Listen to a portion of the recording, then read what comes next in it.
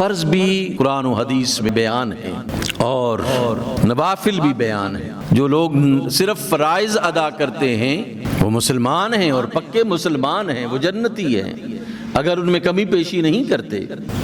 اور اگر کوئی جنت میں بلند مرتبہ چاہتا ہے تو وہ فرض کے ساتھ نفل بھی ادا کرتا ہے۔ فرض ادا کرنے کے بعد وہ جنت کا مستحق ہو جاتا ہے، یاد رکھیے۔ کوئی مفتی اس پر فتویٰ نہیں لگا سکتا کہ تم نے صرف فرض ادا کیے ہیں، نفل ادا نہیں کیے تو تم جنت میں نہیں جا سکتے۔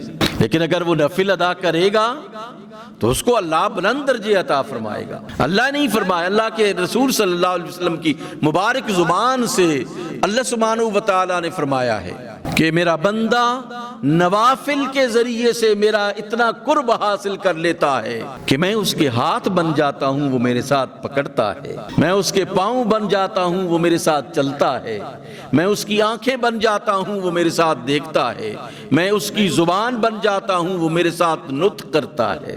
یہ مرتبہ اگر حاصل کرنا ہے تو پھر نوافل کی بھی کثرت کرنی پڑے گی فرائض کے ساتھ ساتھ۔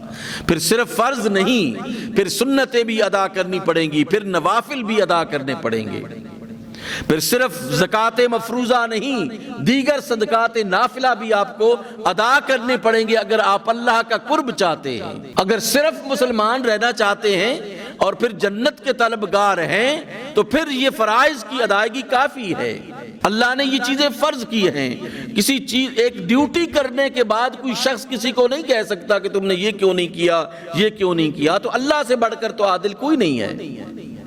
اللہ نے جو فرائض ہم پر فرض کیے ہیں اس ادائیگی کے بعد، ان فرائض کی ادائیگی کے بعد ہم اس کی رحمت کے مستحق ہو جاتے ہیں، اور اگر چھوڑیں گے تو پھر اس کی سزا کے مستحق ہوں گے۔ یاد رکھیے، پھر یہ دونوں چیزیں ہیں۔ اگر آپ اللہ کے فرض کردہ تمام وہ فرائض ان کو ادا کرتے ہیں تو پھر آپ اس کے انعام کے مستحق ہیں، کامیاب ہیں۔ لیکن اگر آپ چھوڑیں گے، انہی فرائض میں سے کسی ایک فرض کو چھوڑیں گے یا جو کمی پیشی کریں گے تو پھر آپ ہم سب سزا کے بھی مستحق ہوں گے۔ اس لیے ہمیں جو اللہ کی طرف سے حکم دیے گئے ہیں ان کو ادا کرنے کے ساتھ ساتھ اس کو مزید خوش کرنے کے لیے ہمیں فرائض کے ساتھ ساتھ نوافل بھی اپنی سکت کے مطابق، اپنی بساط کے مطابق ادا کرنے چاہیے۔ لیکن جو فرائض ہیں وہ فرائض ہیں، ان میں ذرا بھی کوئی کمی کوتاہی جو ہے وہ قبول نہیں ہے۔ اللہ سبحانہ و تعالیٰ اس چیز کو پسند نہیں کرتا کہ وہ اس کے فرائض میں سے کوئی اس کا بندہ جو ہے وہ کمی کوتاہی کرے۔ فرائض کی ادائیگی میں انسان کو مکمل ہونا چاہیے۔ نماز اللہ سبحانہ و تعالیٰ نے فرض کی ہے اور جماعت کے ساتھ فرض کی ہے۔ رسول اللہ کا زندگی بھر یہ طریقہ کار رہا۔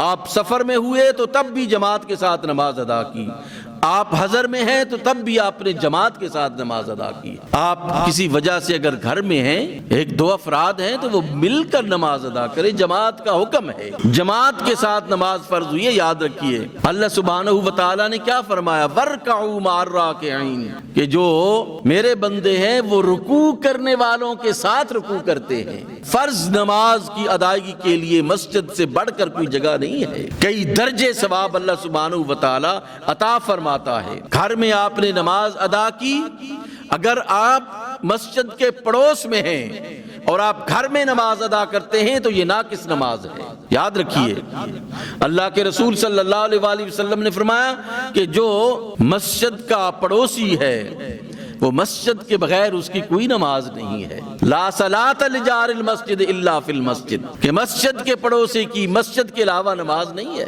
لیکن ہمارے فقہاء نے لکھا کہ اس سے مطلب یہ ہے نماز کامل نہیں ہے، نماز ناقص ہے۔ اگر اس حدیث کو دیکھا جائے کہ جعلت لی الارض مسجدا، کہ اللہ نے پوری زمین کو میرے لیے مسجد بنا دیا ہے، تو پھر آپ جہاں نماز ادا کرتے ہیں وہ نماز ہو جائے گی۔ لیکن اگر آپ کو مسجد میسر ہے تو مسجد میں نماز ادا کریں گے تو نماز کامل ہوگی، اور جان بوجھ کر اگر مسجد کو آپ چھوڑیں گے تو آپ کی نماز ناقص ہوگی۔